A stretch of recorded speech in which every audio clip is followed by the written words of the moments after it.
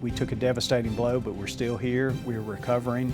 And I honestly think, in the years ahead, people are going to look at this and say, wow, what a wonderful story. 1 year after Hurricane Helene, and Western North Carolina is still putting the pieces back together. We hear from the people and places trying to find their way back. This is State Lines. Quality public television is made possible through the financial contributions of viewers like you, who invite you to join them in supporting PBS-NC. This State Line special is made possible by generous support from Dogwood Health Trust, a private foundation based in Asheville, North Carolina, focused on dramatically improving the health and well-being of all people and communities in the 18 counties and the Qualla boundary of Western North Carolina.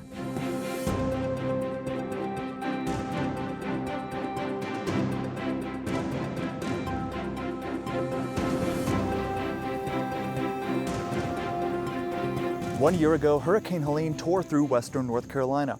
The storm killed 108 people and caused over $60 billion worth of damage. In this State Line special, we're going to take a look at what recovery looks like in real life. Recovery isn't just about clearing debris or fixing roads, it's about families getting back into homes. It's about businesses opening their doors again. It's about communities deciding who they want to be after everything falls apart. We start in Asheville, where people are still fixing what Helene destroyed. Thousands of families wait for help with damaged homes. We'll show you the real work of putting homes back together. When Hurricane Helene hit Asheville, Janet Meadows watched the storm pour straight into her home. It was just steady. But yeah, it was like a stream from the front door all the way to the back wall. The floodwaters filled her basement, a place she'll need to live during recovery from an upcoming hip replacement. She called Asheville Area Habitat for Humanity to see if they could help. Since then, crews have been working to make her basement livable again. It's going to be extremely helpful. There's no way I can get up here. No way.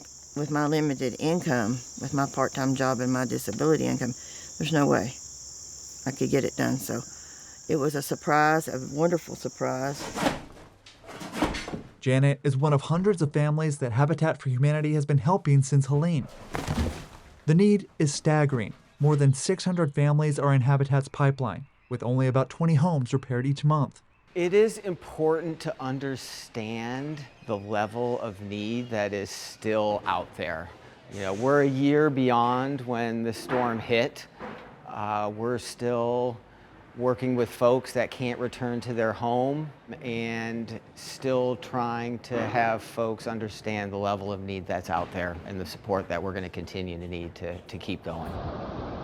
But when the storm hit, Habitat and other organizations faced a challenge of their own. They took on flood damage themselves.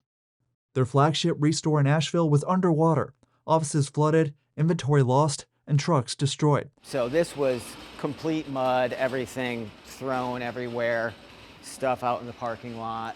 Here, we had to gut everything, empty everything out, clean. Community support and state recovery dollars helped them recover. Habitat's Restore is a retail shop that sells donated furniture and building supplies to fund their housing programs. Yes, sir. Crews rebuilt it, and by April 2025, they were back up and running. Did you ever think you guys would get back to this point? Great question. Initially, not sure. Not completely sure. But getting their own operations back online was just one piece of the puzzle. The demand in the community was far greater than what Habitat could handle alone. So Habitat leaned on Archer, the Asheville Regional Coalition for Home Repair, bringing together multiple groups across Buncombe and Madison counties. Archer created a single intake system where families could apply for help, no matter which organization ended up doing the work. That coordination helped streamline requests, cut down on duplication, and made it easier to reach families faster. We have been working on this coalition and our intake and really getting ready to roll it out to the community to test. And so we were able to quickly pivot and turn that into a disaster repair intake form and just get it out there. But even with coalitions and community support, the need still outpaces the help available. A year later, thousands of families are still waiting. Why? Well, the storm's toll was staggering. Across North Carolina, more than 73,000 homes were damaged by Helene, nearly 1,000 destroyed. The state estimates over $15 billion in housing needs. Many families had little or no insurance, leaving large gaps that federal aid is only now beginning to address. And local organizations face another hurdle: limited access to contractors and subcontractors.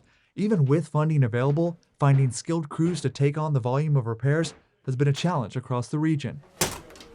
To help meet that need, North Carolina secured $1.4 billion in federal disaster recovery funds. Nearly 3/4 of that money is earmarked for housing. We just completed the first house in our HUD CDBG DR, a lot of acronyms. That's a federal program for housing reconstruction after a storm. We were the first state to get our plan submitted, the first state to have our plan approved, the first state affected by Helene to have finished a home. In fact, no state has moved faster than North Carolina in more than a decade after a major hurricane. Through a new program called Renew NC, more than 1,900 families have already applied for repairs or reconstruction. But federal recovery dollars take time to move through the system, and local organizations can only begin repairs once that money reaches them. From there, contractors and nonprofits are the ones turning those funds into completed projects on the ground. It's always been about reframing the challenge as an opportunity. We're here. We feel blessed that we're in a position to be able to help these folks. We have that can-do attitude that we're not going to stop until we can get out there to everybody that we can. And for Janet Meadows, recovery is about more than just fixing a basement. It's about holding on to her family's home and to the hope that recovery is possible, one house at a time. And I'm just so blessed that I'm getting this help, because I mostly don't feel like I deserve it, but I'm so grateful for it at the same time. Fixing homes is just one part of recovery, but what good is a repaired home if you can't get to it? Across western North Carolina, thousands of private roads and bridges were destroyed by Helene. For families who live on these roads, getting to work, going to the doctor, or calling for help has become a daily struggle. We head to Yancey County, where one family shows us what it looks like when the way to your home gets washed out.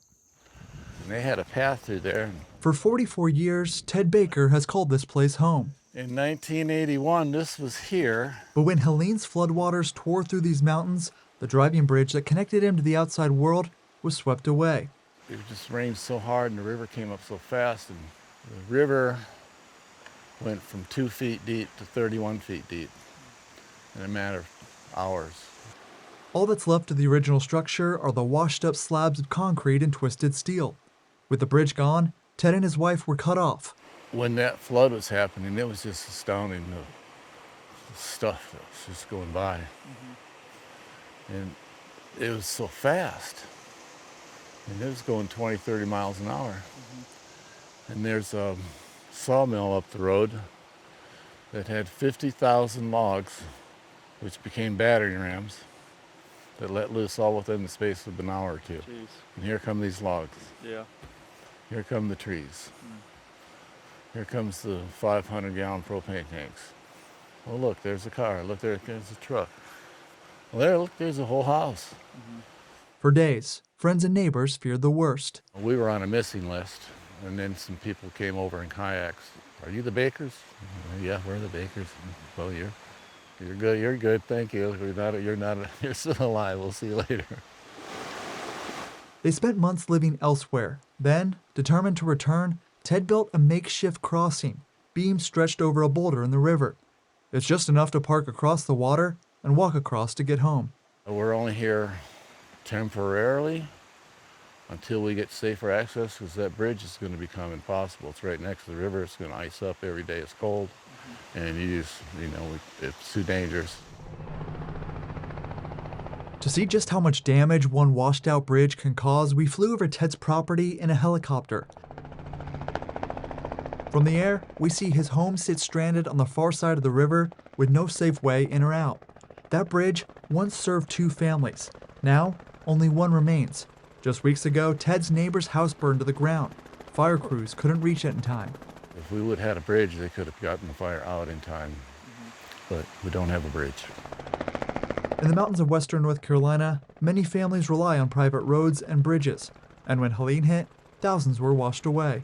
How common are stories like this similar to Mr. Ted's?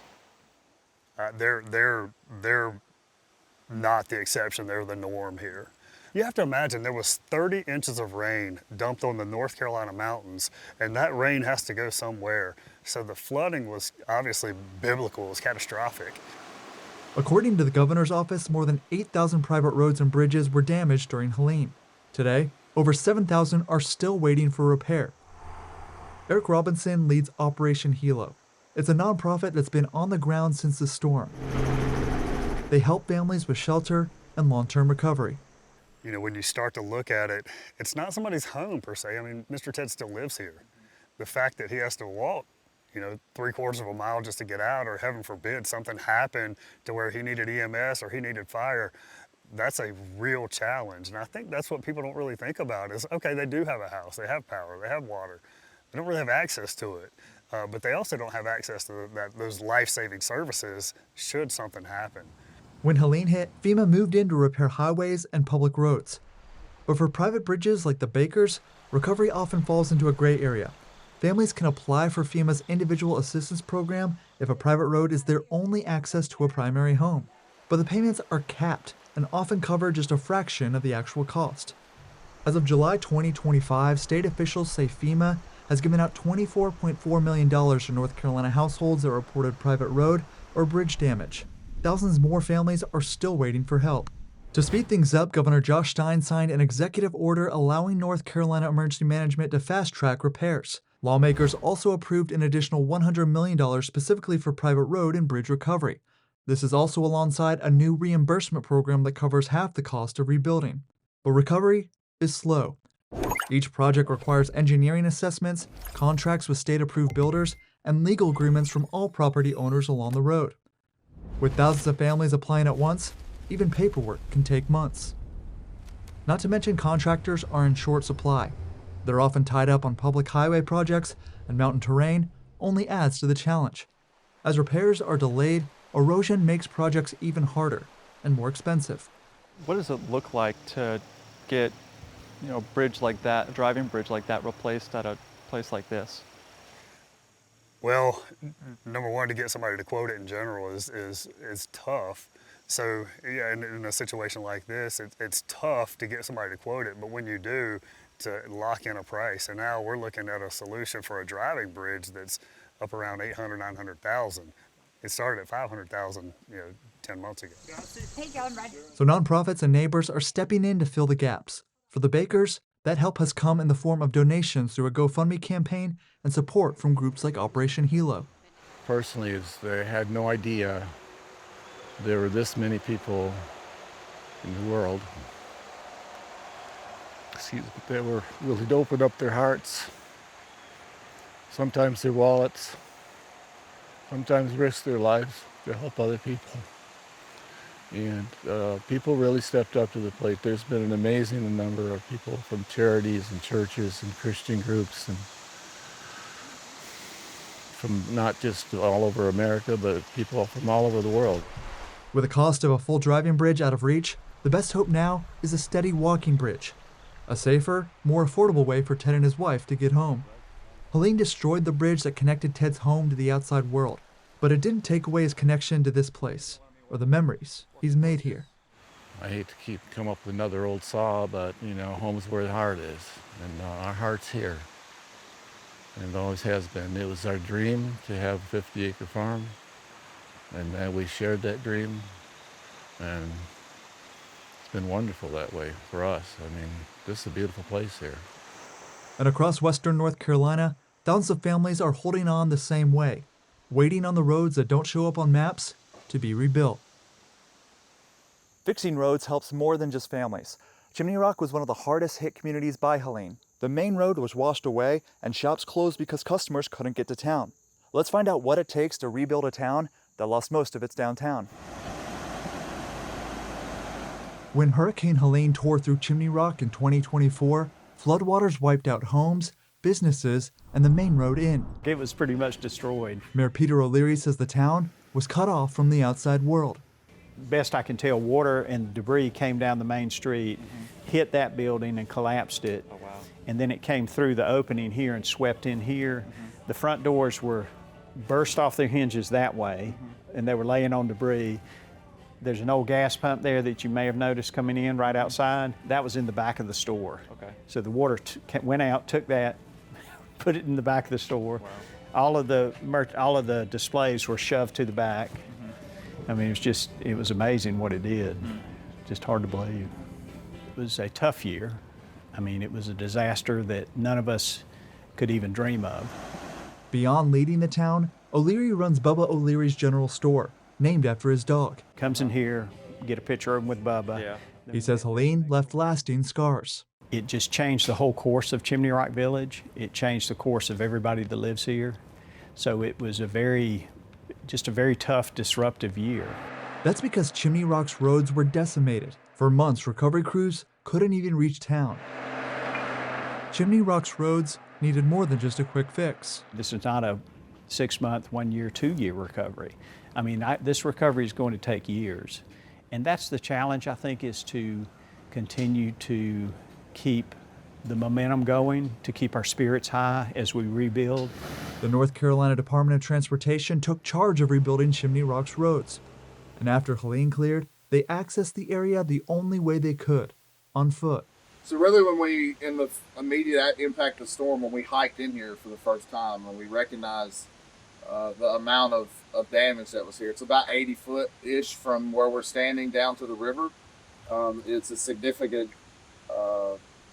challenge there to make that repair. I think there's an initial shock to that when you see it. It's above and beyond anything from a storm damage perspective that Western North Carolina had ever seen before. Chimney Rock's main road collapsed over the French Broad River.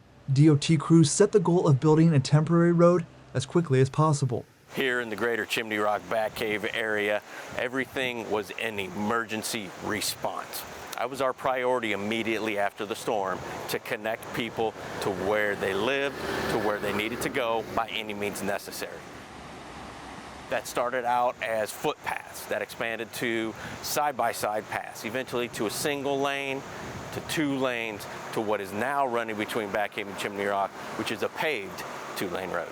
That temporary road now reconnects Chimney Rock, bringing in residents, visitors, and heavy equipment. Built directly over the French Broad River, it will eventually be removed once a permanent replacement is finished. We did evaluate some new structures spanning some of these areas, but as we've looked at the hydraulics and the costs of those measures, what we're really working toward is really restoring what was here. Today, Chimney Rock is open for business again. Mayor O'Leary estimates that about 3/4 of local shops have reopened. We took a devastating blow, but we're still here, we're recovering, and I think we have a great master plan. I think that when people come, they're going to be surprised at how Chimney Rock is recovering and how we're rebuilding. And I honestly think, in the years ahead, people are going to look at this and say, wow, what a wonderful story. So I encourage people to come and just be a part of the story. Here with me now is Matt Calabria. Matt is the director of the Governor's Recovery Office of Western North Carolina. Matt, thanks for joining us. Thanks for having me. We just saw the remarkable comeback story of Chimney Rock. Help us understand some of the common challenges communities like this are facing as it relates to recovery. Every community is different, and we have to work very hard to understand what specific challenges each community, each town, each county is facing. But there are a lot of things that they hold in common. One of the biggest challenges has been rebuilding infrastructure. The North Carolina Department of Transportation has done a great job getting roads reopened and accessible. We're now looking at upwards of 97% of the state roads that were impacted by the storm that are accessible now, thanks to their tremendous work. And we know that Chimney Rock was affected in that regard. We also know that so many homes have been impacted. Thousands and thousands, tens of thousands of people had their homes damaged or destroyed as a result of the storm. And so a lot of what our work has been is bringing various resources to bear from the federal government, the state government, nonprofits, volunteers, you name it, in a coordinated way to make sure that we can recover as swiftly and as completely as we possibly can. And so we're working on how do we not just rebuild, how do we not just return folks to a normal life, but how do we set ourselves up for success going forward. And as we approach the 1-year milestone and you take inventory of the work that's been done, What is working and what are some of the challenges that still remain? There is no such thing as moving fast enough.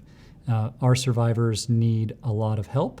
Our survivors have proven extraordinarily resilient in some of the most difficult of circumstances. And so I always want to be mindful about what we need to do going forward. Part of my job is to never be satisfied with the pace of progress, never be satisfied in a way that would cause us to be complacent. So we always want to be thinking about how we can do better. And we know that every disaster of this magnitude takes years. I think we have made a tremendous amount of progress. And the difficulty is always wanting us to move fast enough, but also knowing that in comparison to our peers and our past, we are moving relatively quickly on a lot of fronts. Another area I would emphasize relates to our efforts to revitalize the economy. For many, there's an assumption that North Carolina is not back open for business. And so the governor, to his credit, has spent a tremendous amount of time, and his other staff and I have spent a lot of time in Western North Carolina helping to emphasize and helping to spread the word that so much of North Carolina is now rebuilt, reopened, open for business, because we don't want it to be the case where we have amazing amenities, phenomenal places for folks to visit, and people have worked very hard to reopen their stores, and then they open their doors and then they don't have enough customers. So we really want to help do everything that we can to revitalize the economy. And so on infrastructure, on housing, on revitalizing the economy, and so many other areas that we can talk about, we've made tremendous gains, but of course there's more to do. And what does success look like for you and your team as it relates to long-term recovery? Yeah. We spent a lot of time thinking about that. And for so much of disaster recovery, the answer is it's complicated. But we know that that doesn't fit on a bumper sticker very well. And so success to us looks like a swift recovery where we maximize as best we can federal resources, state resources, and philanthropic resources to thoughtfully and thoroughly rebuild Western North Carolina and get people back into safe, stable, warm housing to ensure that the economy rebounds back to where it was and beyond, and to ensure that we have infrastructure built to sustain Western North Carolina now and well into the future. You mentioned earlier talking about the survivors and everything they've been through. What is your message to those folks, those families who are still waiting on recovery and might be a little bit discouraged about how long it's taking? We know that recovery is a long process, and we're doing everything we can to recover as quickly and as robustly as we can. But we know that delays related to federal requirements and other things are real. And they are frustrating, and I can tell you that we're just as frustrated here as just about anybody. And we really feel for folks who are waiting for help and for whom help has been delayed. And so one of the big roles that we play is hearing those stories, being in the community in Western North Carolina, and then collecting that information and using that to drive policy, communicating that to our congressional representatives who have been very helpful in advocating for North Carolina. And making sure that we can help as much as possible. But there are heartbreaking stories. We now have more than $100 million in requests submitted to the federal government from as far back as February from the Hazard Mitigation Grant Program. And that's the program that pays to elevate homes that are in flood-prone areas, that helps people who have had homes washed out, that pays them to relocate into a new environment, a new home. But they require pre-authorization from the federal government. And so we have been advocating on their behalf every day to make sure that we can shake those funds and those authorizations loose, and so that people can move on with their lives, because we don't want to see families or businesses or local governments held in limbo because of the pace of so many of these processes. Final question for you. Despite all the challenges, when you go out and visit Western North Carolina, you meet with folks and families out there. What encourages you? Every time I get to talk to someone who has done everything that they could to rebuild, to help their neighbor, to help their community, I am encouraged by it every single time. It is a strange dynamic when you can talk to folks and feel both sorrowful and uplifted at the same time. But these folks have endured enormous setbacks, but they've done everything that they can to effectuate a comeback. And so making sure that we can support them and help them is job one every single day for Grow NC, and I know it's a tremendous priority for the governor as well. So it's those individual stories, it's those folks we meet who are overcoming so many obstacles after tremendous devastation to build a brighter future for themselves and their families and their communities that continues to inspire us every day. We've seen that Western North Carolina is still recovering from Helene. Homes are being repaired, roads are being fixed, businesses are coming back. The work is far from over, but people are finding ways to rebuild. Thanks for watching this State Line Special. From Western North Carolina, I'm David Hurst.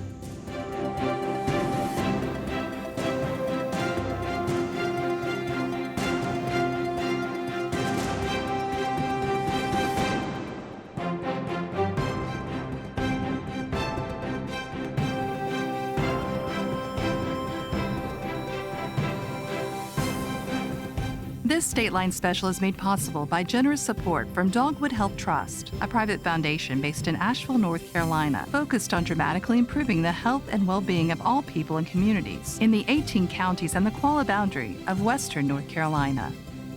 Quality public television is made possible through the financial contributions of viewers like you, who invite you to join them in supporting PBS NC.